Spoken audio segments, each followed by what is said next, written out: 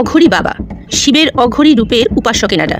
13ই জানুয়ারি 2025 সালে যে বিশাল বিপুল মহাকুম্ভ মেলার আয়োজন করা হয়েছে, সেখানে প্রথম স্নান করবেন এনারা 13 তারিখ ভোরবেলা। প্রথম অঘরী বাবারা, তারপর নাগা সন্ন্যাসীরা, তারপর আখাড়া আছে যাদের, তারা এইভাবে বিশেষ একটি নিয়ম অনুসরণ করে সবার শেষে স্নান করবেন সাধারণ মানুষ। এই প্রথাই চলে আসছে যুগ যুগ ধরে।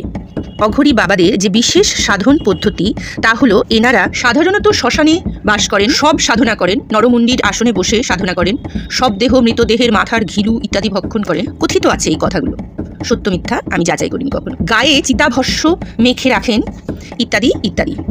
আমার মনে হয় যে পদ্ধতিতেই হোক না কেন, শুভ চেতনা সম্পন্ন মানুষের কোনো রকম কোনো ক্ষতি না করে, আই রিপিট, মানুষের কোনো রকম কোনো ক্ষতি না করে, মানুষের কল্যাণের জন্য, প্রকৃতির কল্যাণের জন্য, পরিবেশের কল্যাণের জন্য, দেবতার জন্য নিবেদিত প্রাণ হয়ে যে সাধনাই করুক না কেন, তা সর্বদাই সমর্থনযোগ্য। তো তারাপীঠে গেলে, তারাপীঠের শ্মশান